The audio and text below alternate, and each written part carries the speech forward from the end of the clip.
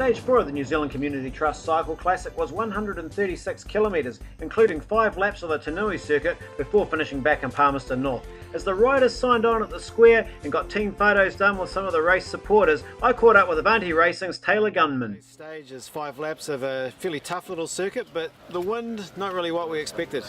Yeah, it'll be interesting to see our budget pull up today. Tactically, I made a bit of a mistake and didn't go with Adam Phelan across the break, so we had to help them and chase it back when Vink was isolated.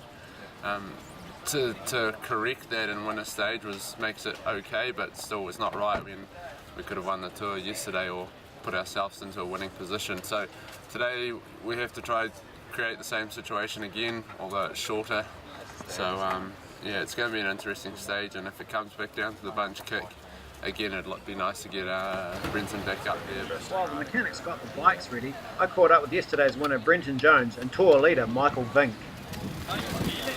Hey Brenton, a great stage win yesterday. The circuit, not too hilly today, so you think you'll pick up another one?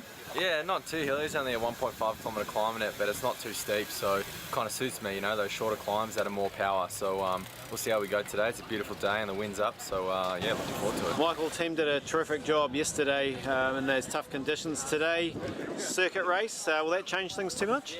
It's a bit of a shorter stage today, and I don't think it'll be quite as hard, and it doesn't seem to be too windy, and the boys have all pulled up well, so we should be on again to defend the jersey.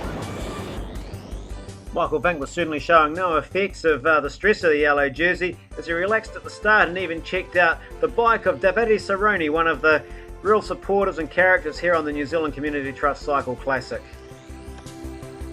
It was away from the square and out onto the road for the neutralised section as they headed out of Palmerston North on that way to the Tainui circuit. Some of the guys were looking pretty serious, but the budget forklifts teams were pretty relaxed, having a laugh amongst themselves. Local rider Sam Horgan and certainly enjoying the occasion. That was about to change though for the budget team when they got out onto the road and took full control of the peloton, with the yellow Armada just sitting on the front looking after that yellow jersey and tour lead of Michael Vinks right throughout the stage. The first break of the day was made by Ed White from GPM Racing. He was joined by the Singapore rider Hon Yin Yang, both riders within 40 seconds of the tour leader's yellow jersey. They were also joined by Chad Allison and worked well together, building up a big lead at one stage out to over 2.5 minutes. These three were working extremely well together, and the gap back to the peloton was over 2.5 minutes. That's when Alex McGregor decided to ride solo across the break. He put in an absolutely stunning ride to join them after a 20-kilometre chase. Chad Alliston, the pace got a little bit too hot for him and he dropped off, leaving the three in the front, working well together.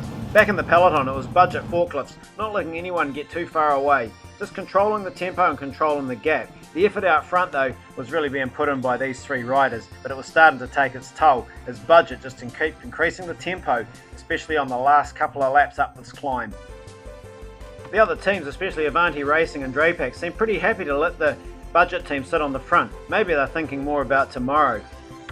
The next attack to be thrown at the budget team was from Patrick Lane of the Synergy Booker cycling team. He was joined by Aaron Donnelly of Avanti Racing, but Dan Barry came along to play policeman for the budget forklifts team.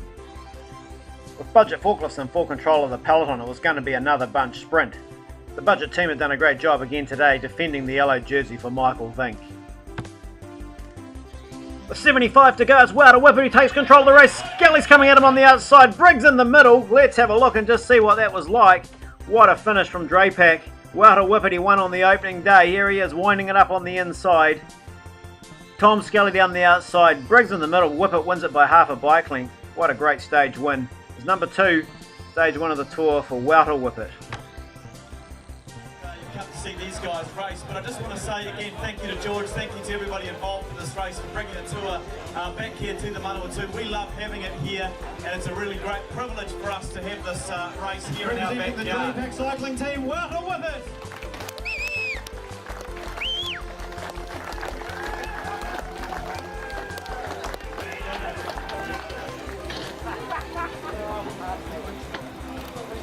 Yesterday, but you had a bit of work to do on the climb today to secure it. Yeah, it was a really tough first 30 k's for us. There were 3 of us in contention heading into the stage, and when you each of us had to win the the points today, and yeah, the boys did a great job, set me up coming into the final, and I managed to hold on. So yeah, pretty happy. Cycle Classic Tour leader. He wears the yellow jersey for another day from the Budget Forklifts team, Michael Vink.